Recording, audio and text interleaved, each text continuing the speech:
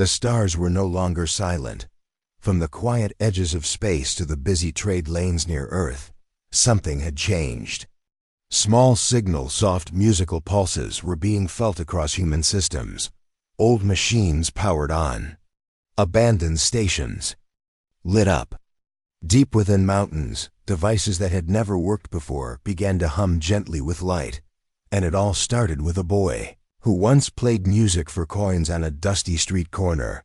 On board the Whistler, now orbiting the great monolith, Daru stood at the front window. His old instrument hung by his side, still glowing faintly from the last tune he had played. But he wasn't thinking about songs now. He was thinking about what came next. Osric stepped beside him, holding 2 mugs of warm synth tea. "You should rest," he said softly. "You've done enough." Daru took the cup and gave a tired smile. "I'm not sure if this is the end or the beginning," Osric chuckled. "Maybe both." In the background, the architect monolith continued to shine. Its tower reached into space like a lighthouse, sending musical signals into the dark. Steady and beautiful. The new ships, those with soft lights and curved wings, had not left. They circled nearby, not as enemies, but as witnesses. Quiet, respectful, and from Earth, signals had begun to rise in return. Humans were listening. Some were even singing back. Osric walked to the control panel. "I've received messages from Earth," he said. "The expansion fleet wants to speak with us. They've been tracking the song since it reached the outer colonies." "Are they scared?" Daru asked. Osric shook his head. "No, they're curious and hopeful. I think they feel it too now." Daru looked down at his hands. "I used to think I was nobody. Just a street boy playing strange songs." He turned to Osric. "But now I feel like I'm carrying something bigger. Not just for me, for all of us." "You are," Osric said, "and you're not alone anymore." Later, they stepped onto the monolith one last time. The glowing figure of the architect appeared again, this time smiling more warmly. "You have done well," it said.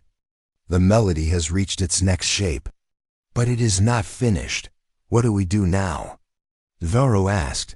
"You teach," the figure replied. "You share the song, not just the notes, but the meaning." "The feeling?" Daru said. "Yes, the emotion, the wonder, the memory. That is the true power of the melody, not control, not force, but connection." As they returned to the ship, Osric activated the broadcast system. "I want to send a message," he said. "To whom?" Daru asked. "To everyone." Osric nodded at Daru. "Play." Daru sat near the console. He took a deep breath and began to play not the song of the architects, not the warning to the cold ships, but his song. It started with the sound of the streets, the heartbeat of Earth, the sadness of being alone.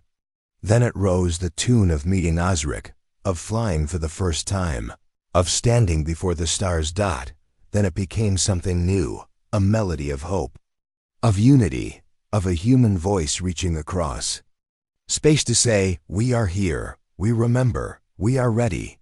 The song spread. Across the solar system, colonies paused. Miners turned off drills. Farmers looked at the sky. Children stopped their lessons and listened. Even on Earth, in the middle of cities, people heard it on old radios, through satellites, or simply felt it in their hearts.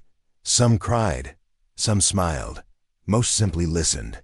Later, news began to spread. Ships were being sent to the edge of known space, not to conquer, but to explore with open hands. A new space station, shaped like a ring, was being planned, one where humans and other peaceful species could meet. The melody had become more than music. It had become a language. As the days passed, Osric gave Daru a small silver device. "What's this?" Daru asked.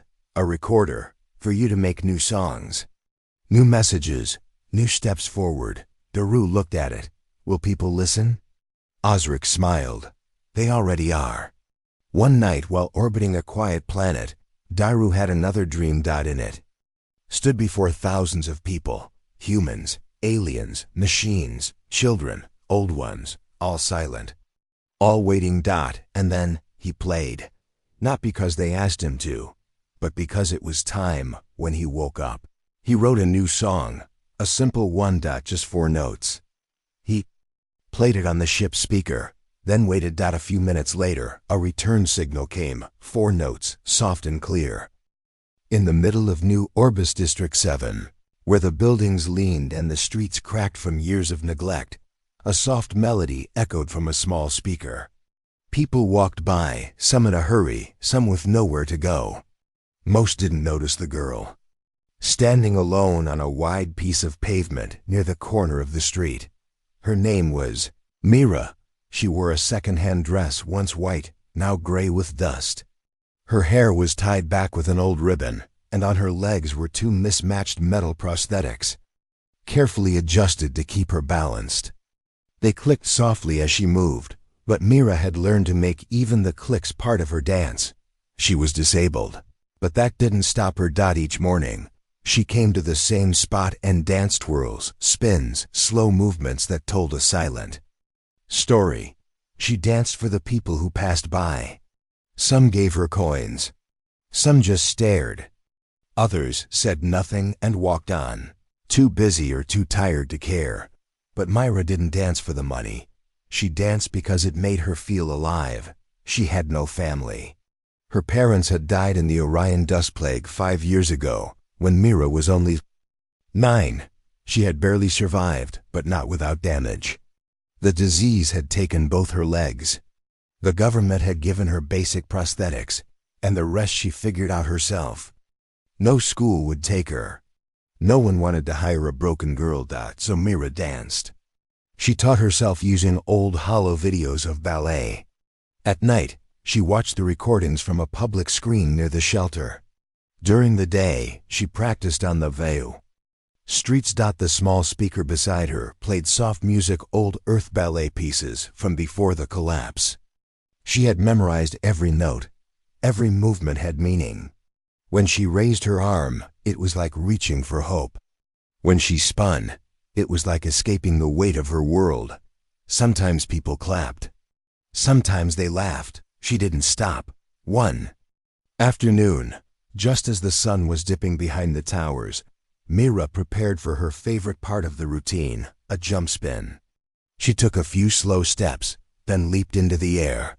Her body turned smoothly, her arms stretched out like wings, and for that brief moment, it looked like she could fly. A small group of children clapped. An older woman dropped a silver coin into Myra's collection cup. Mira gave a soft smile and bowed. Then, without her knowing, a silent grav car hovered to a stop nearby. Inside sat a man, tall, quiet, and wearing a dark coat. His eyes were sharp, but calm. His name was Dorian Vell. Most people only knew him from news reports. He was one of the wealthiest humans alive, the man who rebuilt Earth sky stations after the war. But he rarely appeared in public. He avoided attention. Today, he had taken a private route to visit an engineering site. But the car paused as Myra danced. Dorian said nothing for a while. He simply watched. His assistant in the front seat turned to him. "Should I move forward, sir?" Dorian raised a hand slowly. "Wait." The assistant nodded and looked ahead again. They sat there in silence as Mira moved into another sequence, spinning on one foot, then kneeling gracefully with her arms open. Her face showed no pain, though her prosthetics hissed and groaned quietly with each move. Dorian leaned slightly forward. His eyes narrowed. There was something about the way she moved.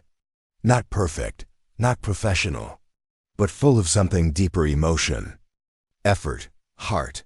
"She's doing ballet," he murmured. "On the street," the assistant added. Surprised? "No," Dorian said softly. "Through pain." The speaker played the last few notes of the song. Mira stood still, breathing heavily, then gave a small bow. A few more coins dropped into her cup. A teenager threw her a pack of water. She caught it and smiled. The grav car engine hummed.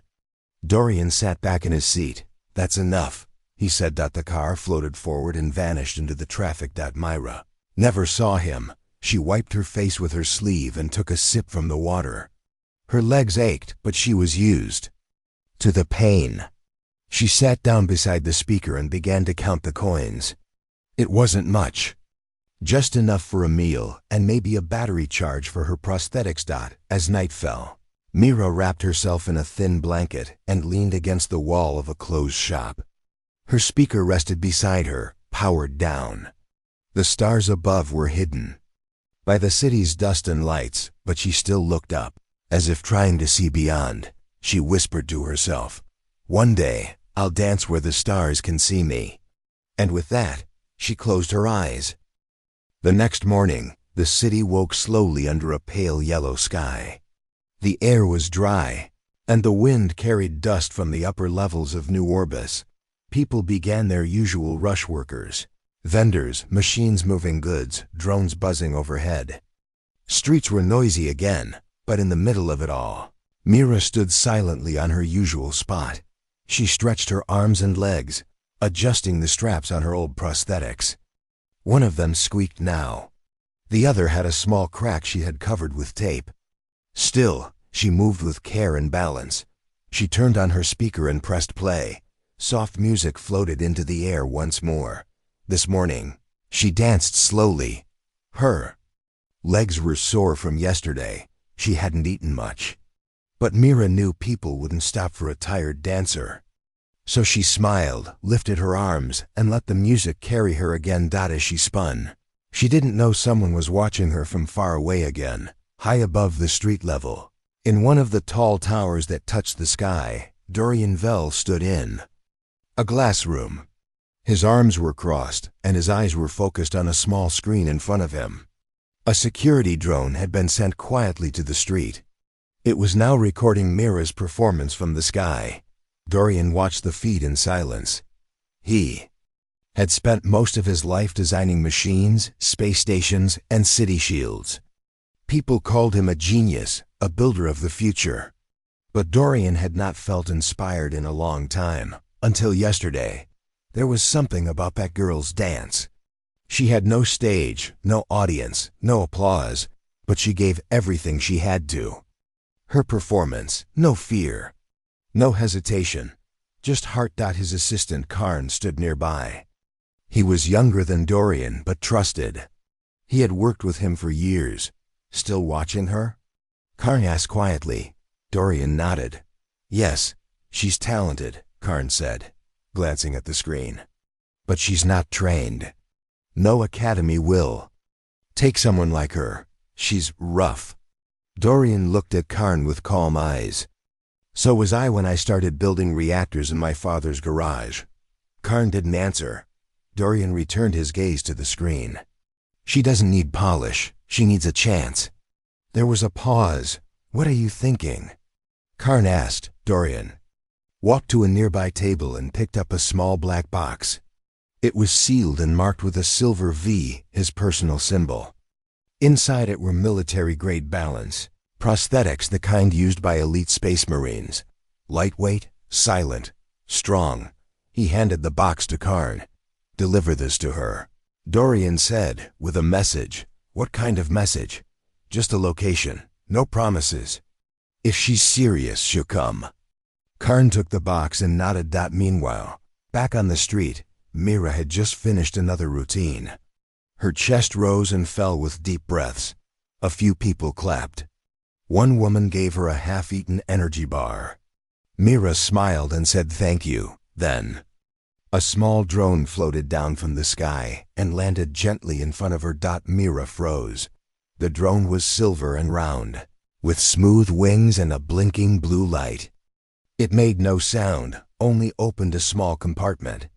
Inside was the black box. A message blinked on the screen. "Spiral Sector 409. Come. Opportunity awaits." Mira looked around. No one else seemed to notice. She reached into the drone and slowly pulled out the box. It was heavier than it looked. The material felt smooth and cold. She opened it carefully. Inside were the most advanced prosthetic legs she had ever seen. She gasped. They weren't normal street gear. These were top-grade, kind she had only seen in halls about soldiers and dancers in zero gravity. Why me? She whispered. The drone took off and vanished into the sky. For a long time, Mira just sat there, staring at the legs. She didn't know who had sent them. She didn't understand why. But she knew one thing. This was not a joke. Someone had seen her, someone powerful. And they were watching. That night, Mira didn't return to the shelter. She found a quiet place near the city edge, where old ships were parked like forgotten giants. There, she unwrapped her old prosthetics and gently fit the new ones to her legs. They clicked into place with a soft hum. The moment she stood up, she could feel the difference. These new legs were silent, light. She moved her foot and it responded, like it was part of her. She took a few steps, then a slow spin. It felt like floating. She began to dance, alone under the stars and broken ship lights. She leaped, turned, landed smooth, strong, fast. Every move was easier, more powerful. She didn't cry, but her eyes shone with something new. Hope. The next morning, she took one last look at the city street she had called her stage for years. Then, with the box tied to her back, she walked toward the spiral sector. She didn't know what was waiting, but something told her that this was just the beginning. Mira stood in front of a tall silver gate, wide-eyed and silent. The place looked like a dream. Huge white walls curved upward into the sky, smooth like glass. Above the gate, glowing letters read, Spiral Sector 409 Entry by Invitation ONLY. She held the message on her tiny screen again, just to be sure. The words hadn't changed.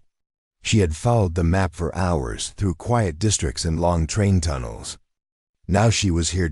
As she stepped forward, the gate scanned her and opened without a sound. Inside, it was like another world. Tall trees grew in perfect rows along the walking path, their leaves shining with tiny lights. The air was clean and cool. Mira had never smelled air like this before. Everything felt soft, peaceful, and strange.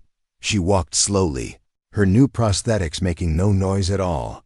Ahead stood a wide white building shaped like a spiral shell. A woman in a gray coat waited outside. She smiled as Mira approached. "You must be Mira," the woman said kindly. Mira nodded, unsure if she should speak.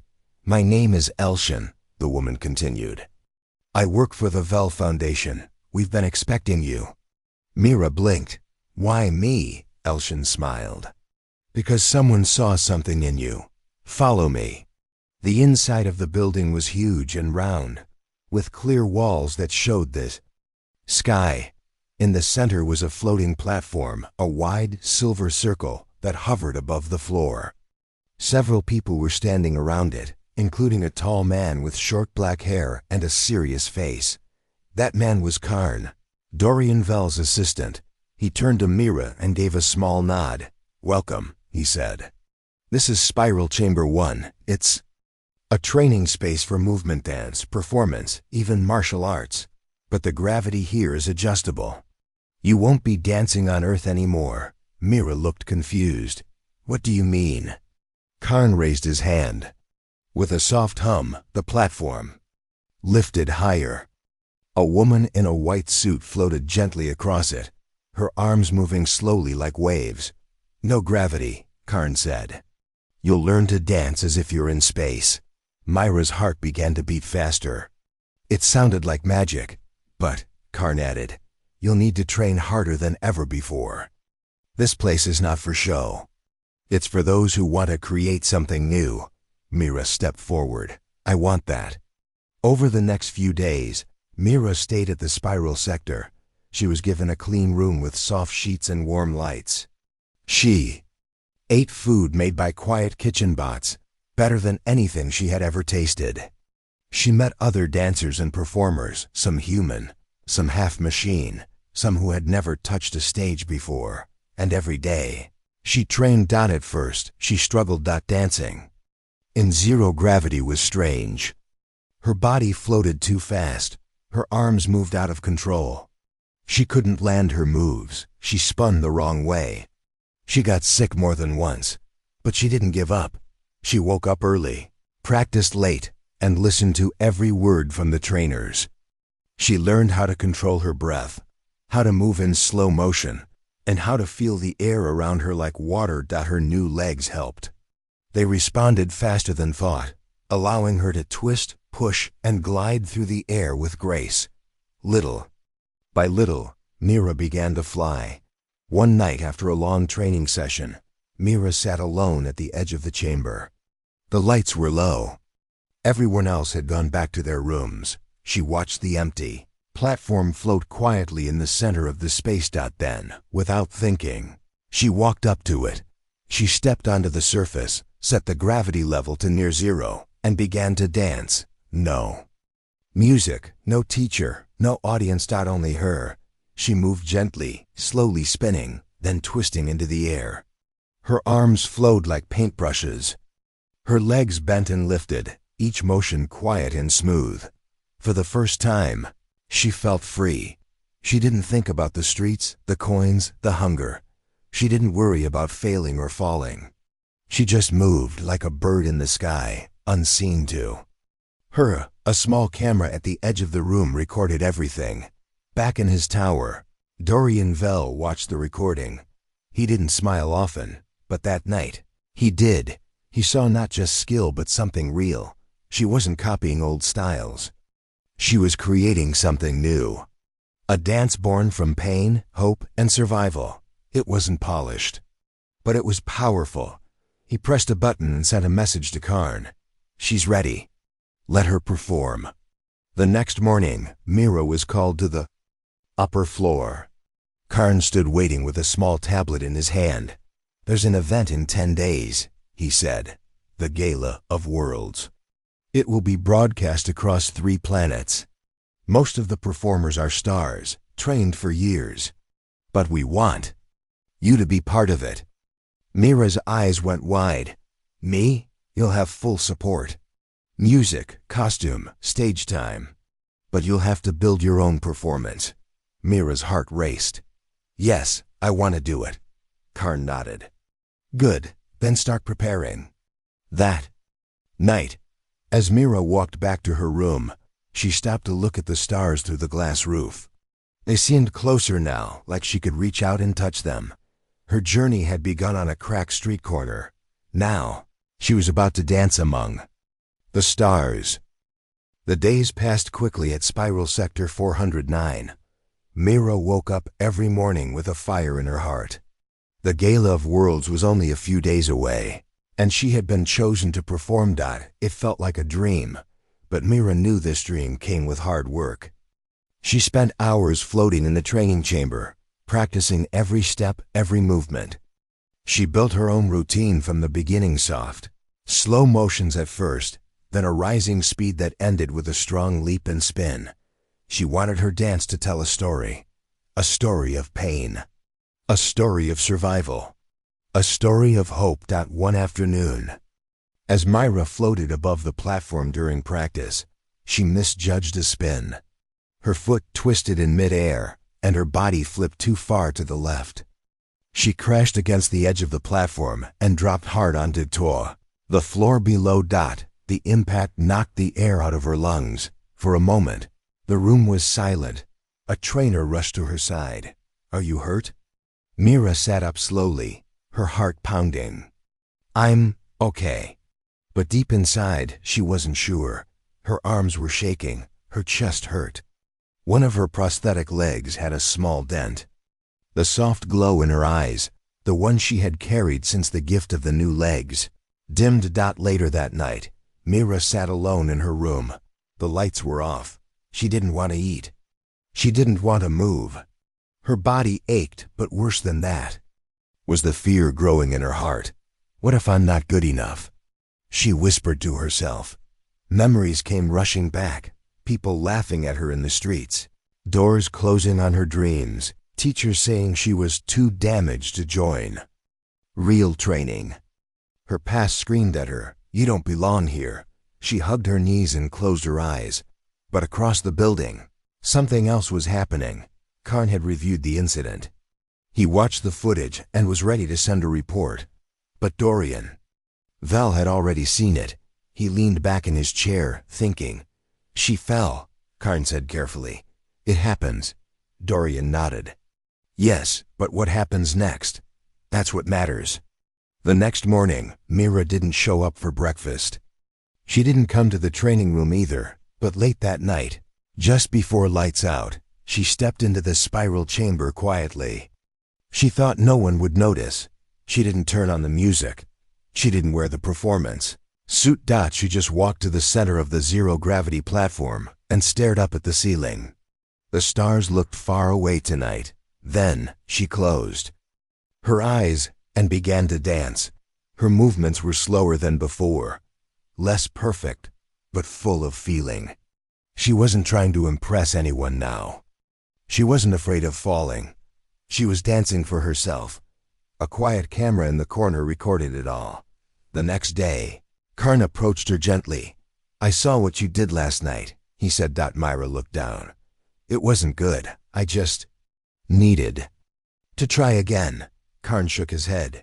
No, it was more than good. It was real. He handed her a small card. This is your final performance slot. You'll be the last dancer of the gala.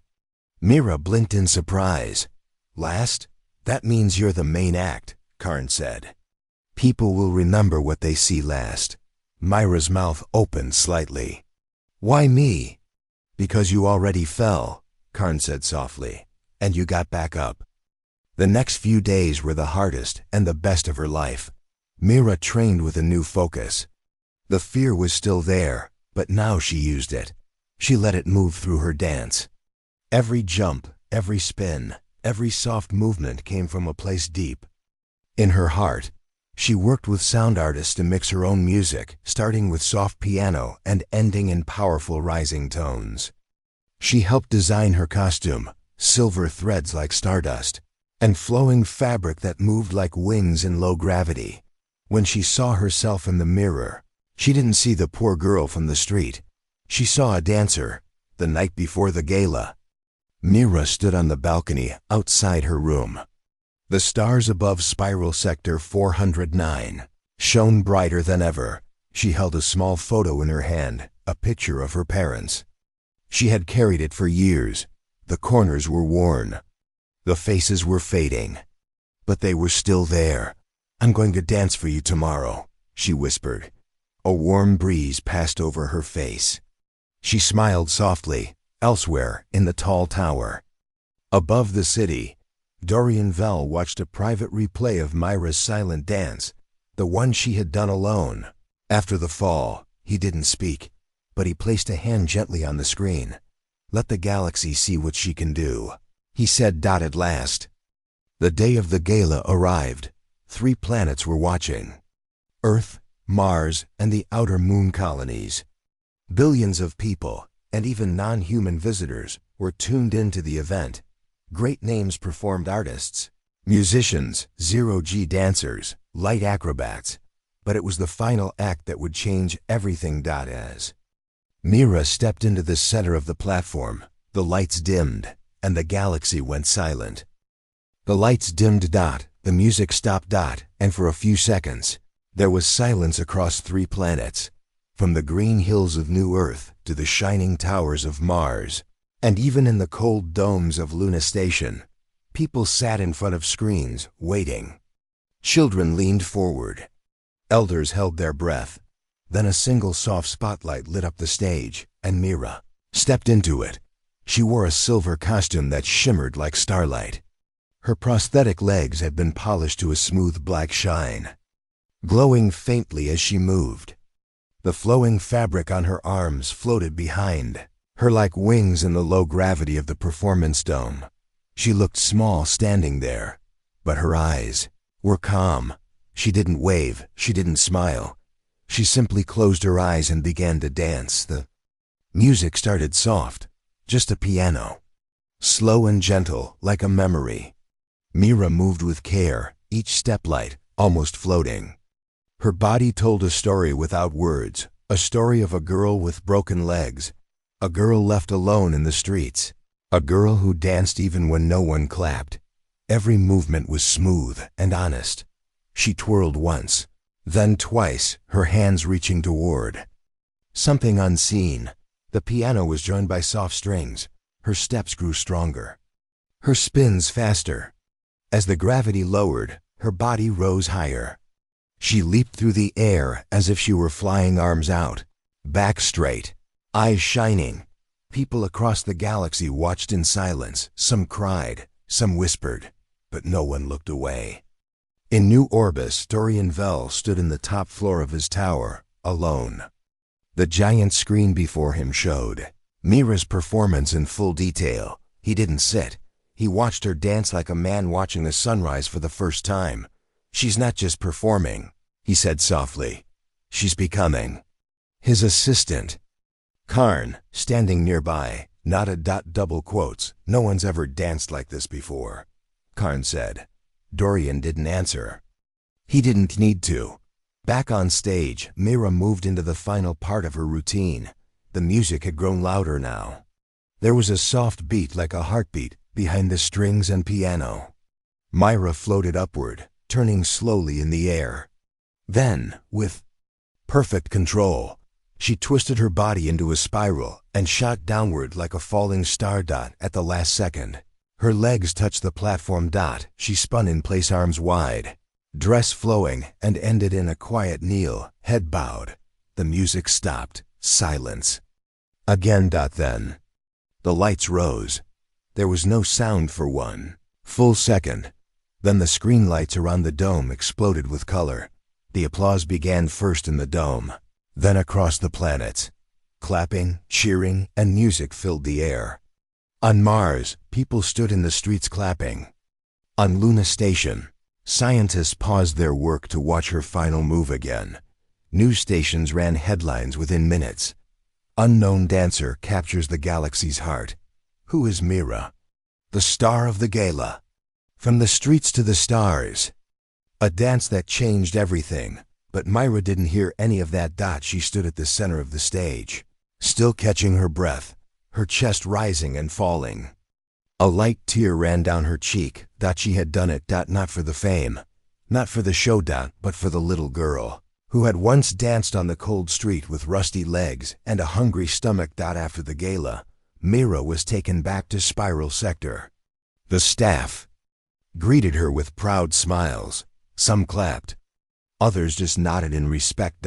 She was given a warm drink, a soft blanket, and a quiet room to rest. She didn't speak much. She just sat near the window, watching the stars. That evening, Dorian Vell himself came to see her. He entered the room without any guards or assistants. Just him, in a dark coat, walking slowly. Mira stood up when she saw him. "You're Mr. Vell?" she asked quietly. He nodded. "Yes, but tonight, I came only to say thank you." Mira looked confused. "Thank me?" "You reminded the galaxy what it means to be human," Dorian said. "Not with power, not with money, with a dance from your heart." Myra's eyes filled with emotion. I just wanted to be seen." Dorian smiled for the first time in many years. "You were, and you changed something. People will talk about this night for a long time." He handed her a small silver card. On it were the words, "Lunar Arts Residency, Official Selection." Mira stared at it, unable to speak. "You've been invited to the moon," Dorian said. "To live, to train, to create. The residency is a place for the best artists from Earth, Mars, and beyond. And now it includes you." Myra's hands trembled. "I don't know what to say." "Just keep dancing," Dorian said gently. "The stars are watching." Later that night, Mira stood alone on the training platform once more. The dome lights were dim, and soft music played in the background. She didn't dance this time. She just stood there, arms out, looking up at the stars. The street girl had danced before crowds. Now, she was ready to dance for the universe. The sky above Luna Station was black and wide, full of shining stars. It looked peaceful from inside the clear dome.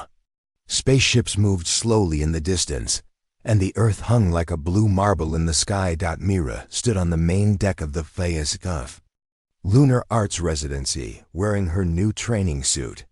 It was white with soft gold lines and the emblem of the VEL Foundation on the shoulder. Her silver name tag was small but clear. MIR a dancer. She stared out of the dome window, her heart full of wonder. She had dreamed of the stars since she was a child. Now, she was living among them. It had been 3 weeks since the Gala of Worlds. Mira's performance had touched people across the system. News stories still ran her name. Young dancers had begun copying her moves. Artists painted her image. People called her the girl who danced through the sky. But Mira stayed quiet through it all. She didn't care about the titles. She was here to learn, to grow, and to dance like never before. The Lunar Arts Residency was unlike any place she had seen.